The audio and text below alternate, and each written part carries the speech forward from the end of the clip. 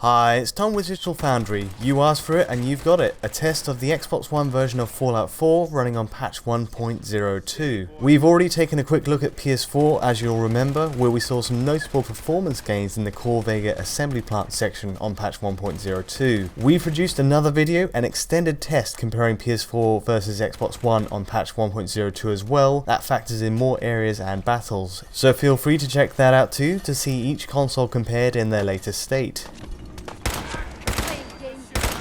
But for now, we're looking at what this new patch brings to Xbox One specifically. Is this as big an upgrade as what we saw on Sony's machine? And more pressingly, are the stutter issues, which caused hiccups whenever we drew a weapon on the launch day patch, fixed at all? So the good news first, yes, the Corvega factory once again sees a similar boost in frame rate to PS4. Xbox One shows this in the same areas too on its latest patch.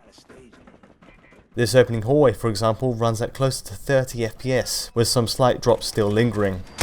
Overall, it's an improvement. Latest segments show more drastic lurches down though, but patch 1.02's reading is almost always ahead of the launch day patch here. It's an advance in the smoothness of playback, and Bethesda has optimized this area on Xbox One, even if it's not the stable 30 FPS you'd hope for.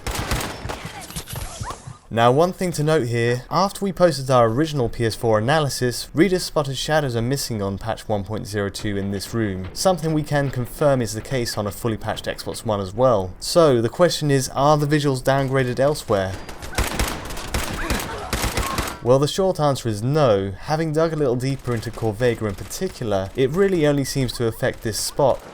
As you can see in the later tests around the factory, shadows are still present and correct, and implemented at the same quality. It's a bit of an anomaly then, and while it doesn't flatter this one spot on patch 1.02, it seems far more likely to be a glitch than a tweak to better performance.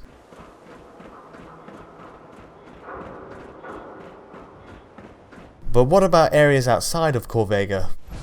Well, it's fair to say Xbox One runs at mostly the same rate as before. In battles, we still get the same level of drops below 30 FPS, some going as low as 25 FPS. Within the margin of error, it's nothing close to the improvements we're seeing on PS4, but it was already the superior performer in battle, with this minigun fight with a Deathclaw already a stable 30 FPS. On patch 1.02, it's the same case, so nothing to complain about. Meanwhile, in most other battles we see the same drops, and there's not much of an improvement either way.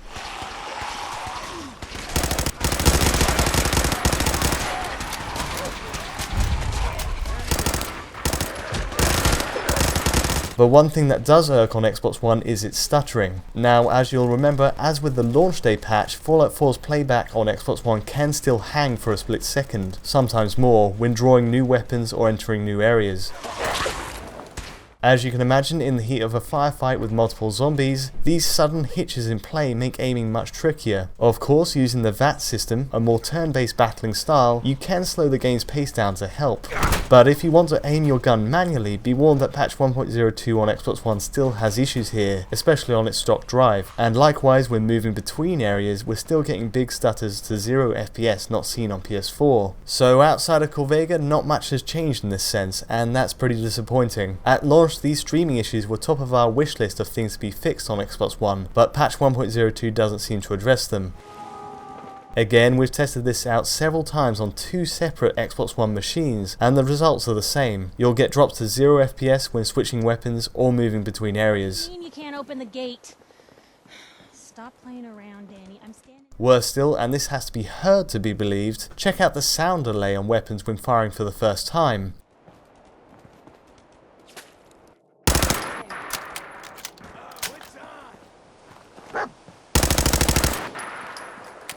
This is in a more complex spot just around the corner from Diamond City, but it's clear there's an issue streaming the correct data on the fly to produce the correct gunshot sound effect. It's hard to believe this is still the state of the game with patch 1.02 installed, and in some cases the weapon wouldn't even raise up at all, even after waiting for a few seconds.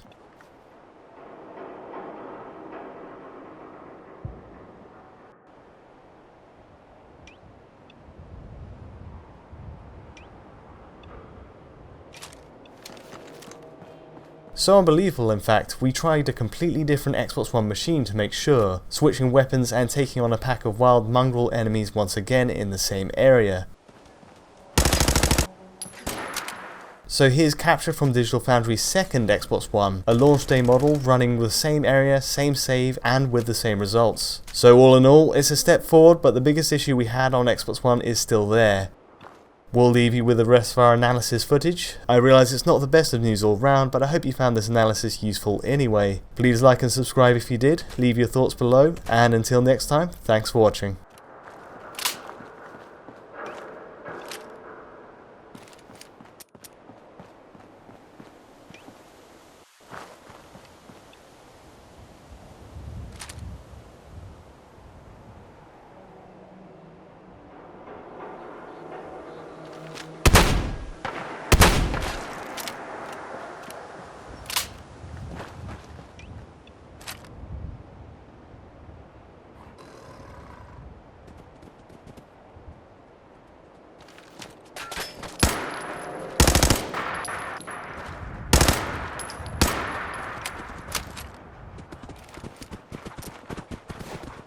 I have to